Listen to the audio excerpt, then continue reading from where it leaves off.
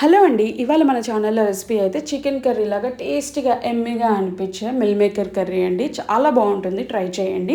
Welcome back to కశ్రికాస్ food. కావాల్సిన పదార్థాలైతే ఇక్కడ నేను లిస్ట్ అవుట్ చేసేసాను. చూసేసేయండి. సరే మన ప్రాసెస్ స్టార్ట్ చేద్దాం. ఇక్కడ వెసల్ పెట్టుకొని వాటర్ కొంచెం బాయిల్ అయిన తర్వాత అందులోకి ఒక టేబుల్ స్పూన్ సాల్ట్ అయితే యాడ్ చేసుకుంటున్నానండి. అలాగే చూడండి, ఇక్కడ నేను స్టవ్ అయితే ఆపేసిన తర్వాత అప్పుడు నేను సోయాబీన్స్ యాడ్ చేసుకుంటున్నాను. ఎందుకంటే నేను తీసుకున్న సోయాబీన్స్ చాలా చిన్నవండి. ఒకవేళ మీరు పెద్దవి తీసుకుంటా ఉంటే పెద్దయి ఒక 2-3 మినిట్స్ బాయిల్ అయిన తర్వాత మీరు స్ట్రెయిన్ చేసుకోండి వాటర్ అనేది. లేకపోతే అవి కొంచెం మెత్తబడిపోతాయి. అప్పుడు అంత టేస్ట్ ఉండదు. సో ఇక్కడ చూడండి, ఇక్కడ నేను కర్డ్ తీసుకొని కర్డ్ కొంచెం బీట్ చేసుకున్న తర్వాత అందులోకి ఉప్పు, కారం, పసుపు, అలాగే dhania powder and chicken masala and లాస్ట్‌లో కొంచెం గరం మసాలా వేసుకొని నేను బాగా మసాలాలన్నీ కలిసేటట్టు అయితే బాగా మిక్స్ చేసి పెట్టేసుకున్నానండి. ఆ తర్వాత మనం స్ట్రెయిన్ చేసి పెట్టుకున్న మిల్ మేకర్స్ ఉన్నాయి కదా, అవైతే నేను యాడ్ చేసి పెట్టుకుంటున్నాను చూడండి. అంటే దీన్ని మనం మ్యారినేట్ చేసి పెట్టుకోవాలన్నమాట. ఒక మ్యారినేట్ చేసి పెట్టుకున్న తర్వాత ఒక 10-15 మినిట్స్ సరిపోతుందండి. బికాజ్ ఇది చికెన్ కాదు కదా ఎక్కువసేపు పెట్టుకోవడానికి. సో ఇది నార్మల్ చిన్నవిగా ఉన్నాయి కాబట్టి త్వరగా అయిపోతుంది. సో పదండి మరి ప్రాసెస్ అయితే స్టార్ట్ చేద్దాం. నేను ఒక కడాయి పెట్టేసుకున్నానండి. అందులో కొంచెం ఆయిల్ అయితే యాడ్ చేసుకుంటున్నాను.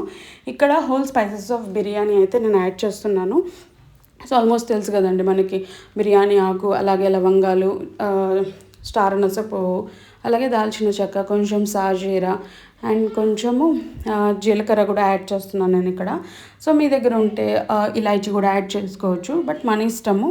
చూడండి, ఇక్కడ నేను గ్రీన్ చిల్లీ అయితే 2 కట్ చేసి వేసుకున్నాను. అలాగే కొంచెం కరివేపాకు అండ్ కొన్ని ఆనియన్స్ కొంచెం సాఫ్ట్ అయిన తర్వాత ఇక్కడ ఒక స్పూన్ జింజర్ గార్లిక్ పేస్ట్ వేసి కూడా నేను బాగా రోస్ట్ చేసి పెట్టేసుకున్నానండి.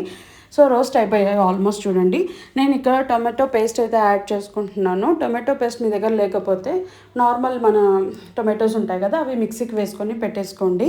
సో అది వేసుకున్నా సరిపోతుంది ఇక్కడ.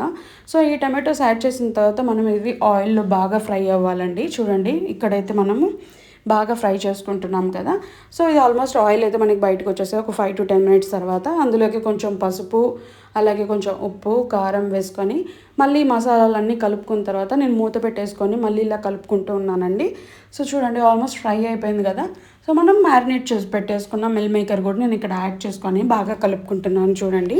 సో మనకి ఇవి కూడా కొంచెం ఆయిల్లో బాగా ఫ్రై అవ్వాలి, అప్పుడే టేస్ట్ వస్తుందండి. చూడండి, ఇక్కడ నేను కొంచెం వాటర్ అయితే పోసుకుంటున్నాను. బికాస్ మనం కర్రీలాగా చేసుకుంటాం కాబట్టి కొంచెం గ్రేవీ ఉంటే బాగుంటుంది. సో వాటర్ వేసుకొని నేను కలుపుకుంటూ మూత పెట్టుకుంటూ చూడండి, లాస్ట్ స్టేజ్ అయితే మనకి ఇలా ఉంటుంది.